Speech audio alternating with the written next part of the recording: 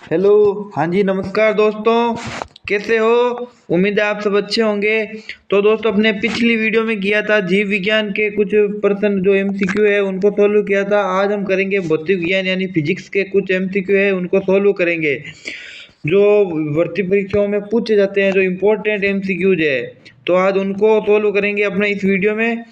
तो अपना पहला प्रश्न क्या है, किसी तार का प्रतिरोध निर्भर करता है। तो इसका पहला ऑप्शन है तार की लंबाई पर, दूसरा है तार के काट के क्षेत्रफल पर, तीसरा है तार के ताप पर, चौथा है उक्त सभी पर। तो इसका आंसर क्या होगा, कमेंट करके जरूर बताना। इसका आंसर क्या होगा, इसका आंसर होगा उक्त सभी पर, क्योंकि तार का प्रतिरोध होता है वो तार की लंबाई पर, तार काट के क्षेत्रफल, तार के ताप, तीनों पर निर्भर करता है। तार का प्रतिरोध जो तीनों पर निर्भर करता है। तो इसका आंसर क्या हो जाएगा, उक्त सभी पर। अब अपना दूसरा प्रश्न क्या है, दूसरा प्रश्न है अति चालक पदार्थ की चालकता है। अति चालक जो पदार्थ होते हैं उनकी चालकता कितनी होती है, शून्य होती है, लघु होती है, वृत्त होती है या अनंत होती है। तो अति चालक पदार्थ की चालकता क्या होती है, अति चालक पदार्थ की चालकता होती है अनंत अनंत होती है इसकी, अति चालक पदार्थ की चालकता सॉरी। अब अपना अगला प्रश्न क्या है, अगला प्रश्न है आवेश का मात्रक है। आवेश का मात्रक क्या होगा, तो आवेश का पहला ऑप्शन क्या है, पहला है वोल्ट, दूसरा है कूलाम, तीसरा है न्यूटन, चौथा है जूल। तो इसका राइट आंसर क्या होगा, तो इसका राइट आंसर हो जाएगा कूलाम। कूलाम आवेश का मात्रक क्या है, कूलाम। अब अपना अगला प्रश्न क्या है, ओम मात्रक है।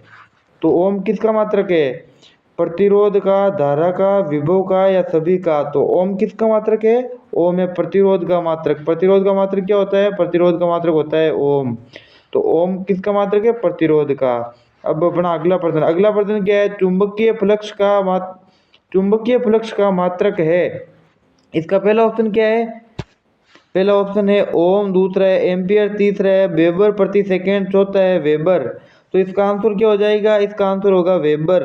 इसका आंसर क्या हो जाएगा, वेबर। क्या आंसर होगा इसका, वेबर। चौथा ऑप्शन हो जाएगा इसका राइट आंसर। अब अगला प्रश्न क्या है, घरों में विद्युत संयोजन किस क्रम में किया जाता है। जो अपने घरों में फिटिंग वगैरह होती है वो किस क्रम में उसका संयोजन किया जाता है, किस क्रम में संयोजन किया जाता है उसका। पहला ऑप्शन क्या है इसका, पहला ऑप्शन है श्रेणी क्रम में, दूसरा है समांतर क्रम में या उपरोक्त दोनों में। तो इसका आंसर क्या हो जाएगा, इसका आंसर के अंदर हो जाएगा समांतर क्रम में।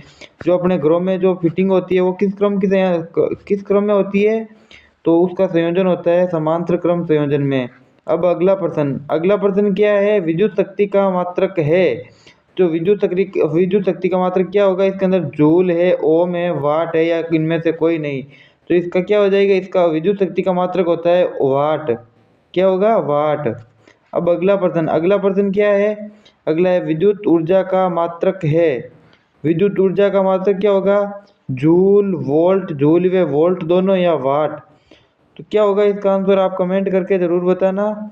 इसका आंसर होगा जूल।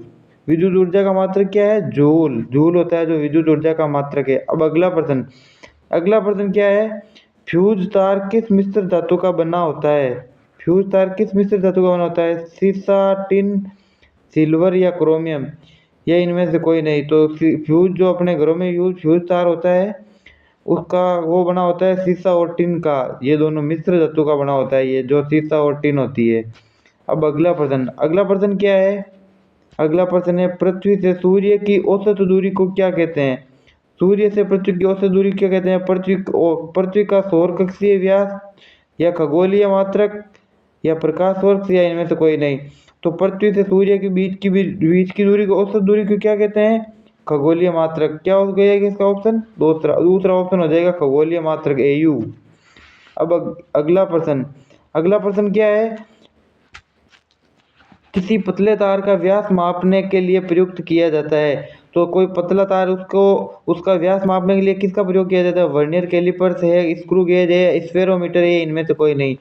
तो पतले तार का व्यास मापने के लिए किसका प्रयोग किया जाता है, ऑप्शन नंबर 2 स्क्रू गेज का। स्क्रू गेज के द्वारा पतले तार का व्यास मापा जाता है।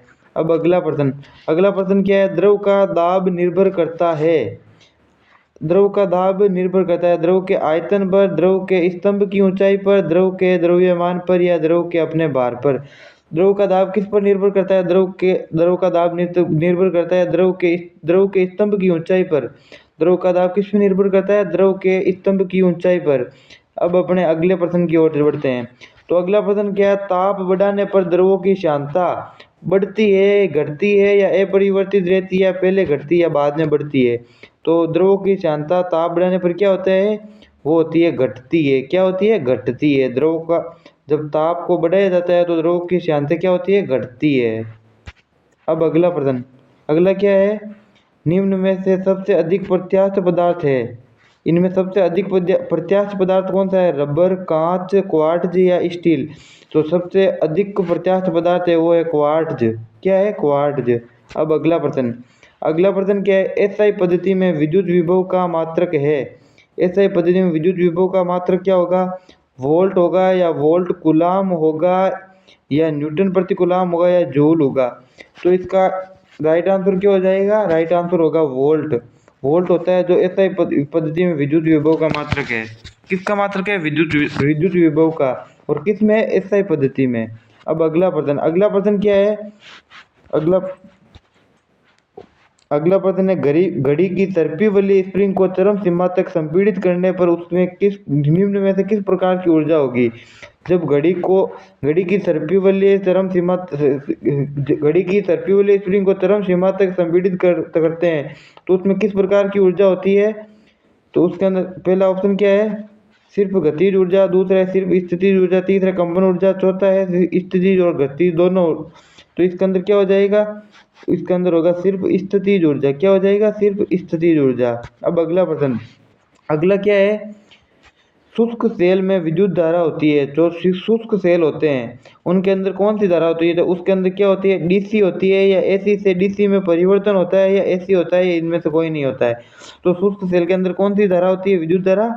तो वो हो जाएगी डीसी, डायरेक्ट करंट। क्या हो जाएगी? Direct current, DC. अब अगला प्रश्न, अगला प्रश्न क्या है? वाहन की गति मापने का यंत्र बताता है उस वाहन की तात्क्षणिक गति बताता है, औसत गति बताया जाए, अधिकतम गति या न्यूनतम गति? तो इनमें से क्या हो जाएगा ऑप्शन उसका? इनमें से जो वाहन चलता है उसकी स्पीडोमीटर वो बताता है तात्क्षणिक गति। क्या बताता है? तात्क्षणिक गति। अब अगले प्रश्न की ओर बढ़ते हैं। अगला प्रश्न क्या है? मोटरसाइकिल के आविष्कारक है। तो मोटरसाइकिल का आविष्कार किसने किया था? डेविड बुसार्नेल ने, जी डेमलर ने, डेनिस पेपिन ने या इनमें से कोई नहीं? तो बाइक का आविष्कार, मोटरसाइकिल का आविष्कार किसने किया? जी डेमलर ने, जो जर्मनी का एक वैज्ञानिक है। अब अगला प्रश्न, अगला प्रश्न क्या है? निम्न में से कौन सबसे अधिक श्यान होता है?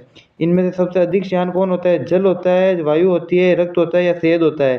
तो सबसे अधिक श्यान क्या होता है? इनके अंदर सबसे ज़्यादा अधिक शहद होता है जो अधिक श्यान होता है। तो आज के लिए इतना ही, बस मिलते हैं अगली वीडियो में, तब तक के लिए जय हिंद जय भारत।